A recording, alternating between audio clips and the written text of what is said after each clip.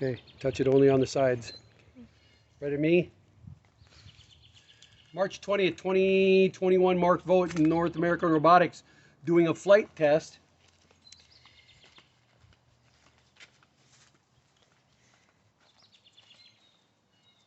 Of strap-on pontoons for the Phantom 3 Pro so that we can putt over the Everglades, get to the water at Nelson Lake, and actually be able to monitor the birds. Eventually, radio-controlled motors are coming on here from a $39 powerboat that I already bought.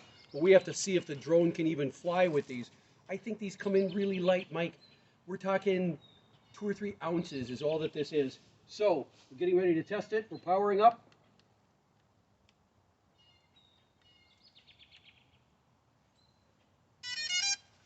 Let's go over here to the controller. You're documenting everything, Chloe. Don't get too close. The controller's already on. We're plugging in. We're waiting over here. Come and look. We're waiting to see that it shows something other than the Inspire raw camera. It picked up my aircraft, so we know we're rocking.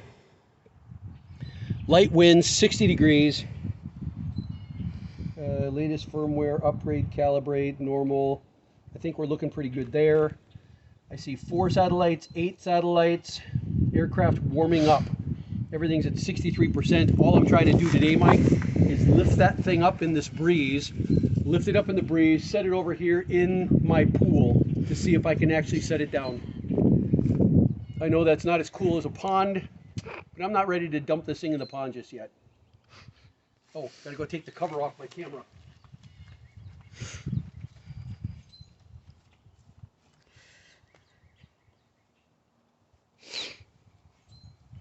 Might have to recycle it.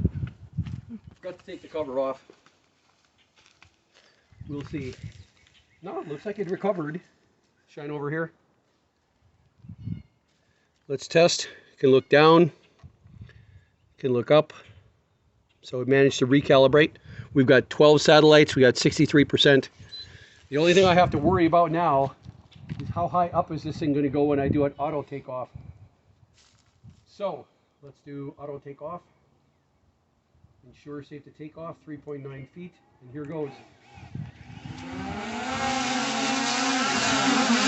Go.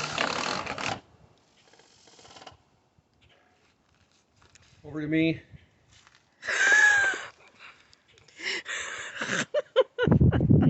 It did not handle pontoons at all. What did we see? You can shine over there. I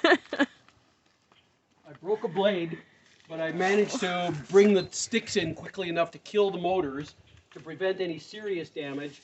What you and I are definitely care about is that gimbal, and the gimbal was up, so it survived. I've broken one blade, actually only one blade, and the rest of it looks fine. But if I had to guess, it looks like the prop wash pushing down on here redirected the airstream so that it was not possible for it to actually hover. It didn't know what to do with the directed airstream. Pushing down here, redirecting off to the side. What I saw, and we're going to go and watch it. Were you filming it, Chloe? Mm-hmm. Okay. It looked like when it took off, it immediately started sliding backwards. Now, why would it do that? It would push down hard here, tip that up.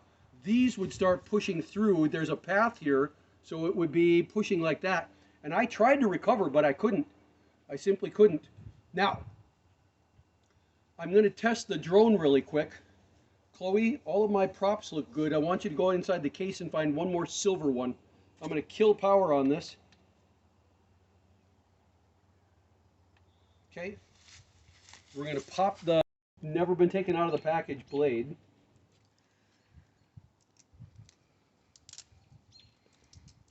It's the only one that got damaged. Come over here, Chloe.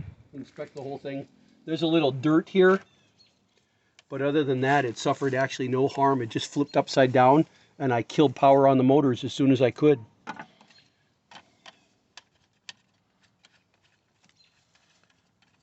So what I'm going to do next is just see how my drone's doing. We're going to disconnect it from the pontoons.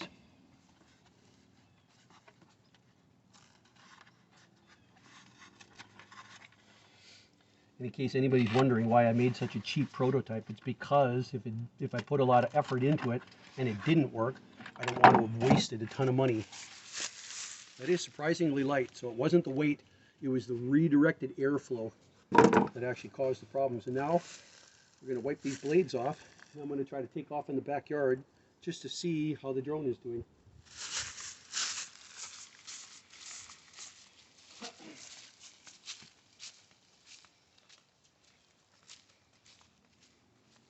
This isn't nearly as bad when it's only a $400 drone instead of a $1,200 drone.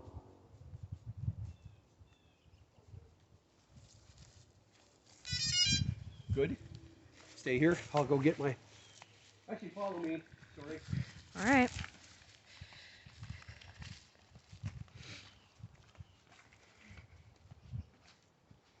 Okay.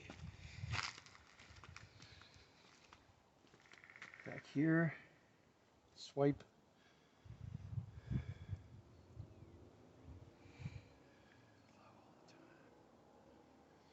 Waiting for DJI to actually pop back up. Skip. Aircraft Phantom 3 camera. Latest firmware, calibrate, radio control quality, poor. I'm okay with that.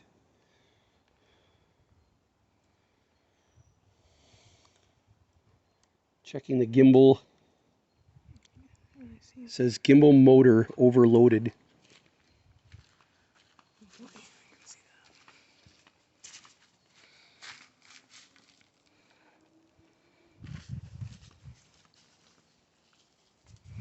Powering down.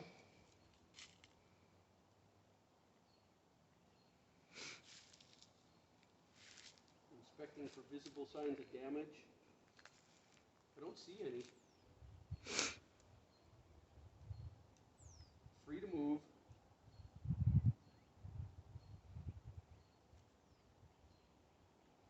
Shock absorbers are all intact. I think I just picked a bad surface. Let me...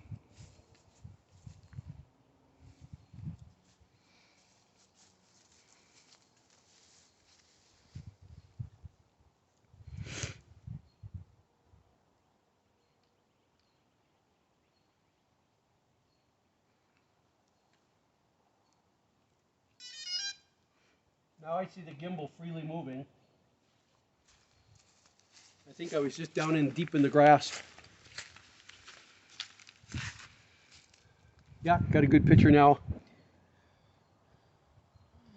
Tipping it down, tipping it up. Looks good. It says ready to go. So it's just, we're gonna just take off and float around and then come back down. Taking off in 3, 2, 1.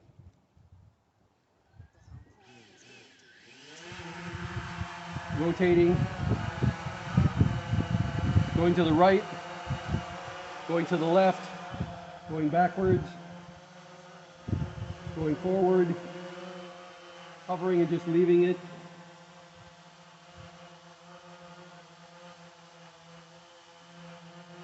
Looking down. Looking up. Slowly. Rotating.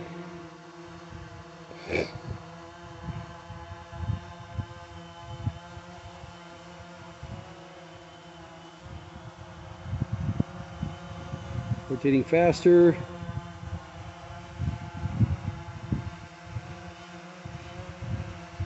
All right, looks like it recovered well. Look at me. We got lucky.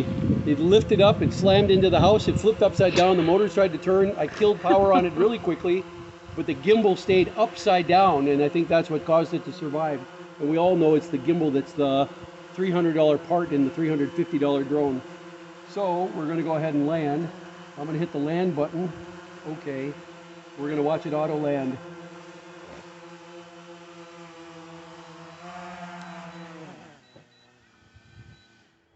Good recovery. What did we learn? Over to me. Pink foam sucks.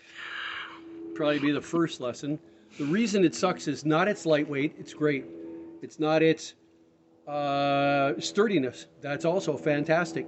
It was super light, super sturdy, but the flat surface on the top, I think, caused the airflow from the prop wash from all the blades to hit those surfaces and be deflected. And it wasn't ready. It didn't know how to compensate for that. Because if you imagine, come on over here.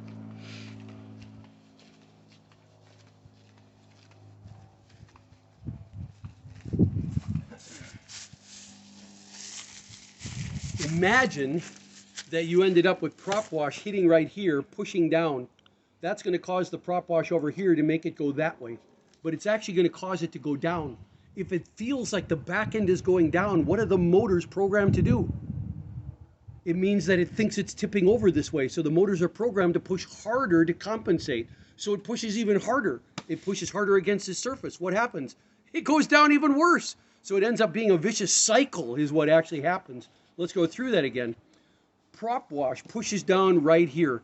The prop wash pushing down here causes the whole thing to tilt. But because it tilts in the wrong direction, the compensation that the APM is programmed to do is to try to push even harder on this end to lift it up. It pushes even harder on this end, which makes it go down even further, which makes it push even harder, and pretty soon you have uncontrollable behavior. What's the solution? Slender pontoons. And now, Mike, we're headed back to the cylinders and understanding maybe why we've got those cylinders. But they're going to have to be really long in order to actually hold this thing up.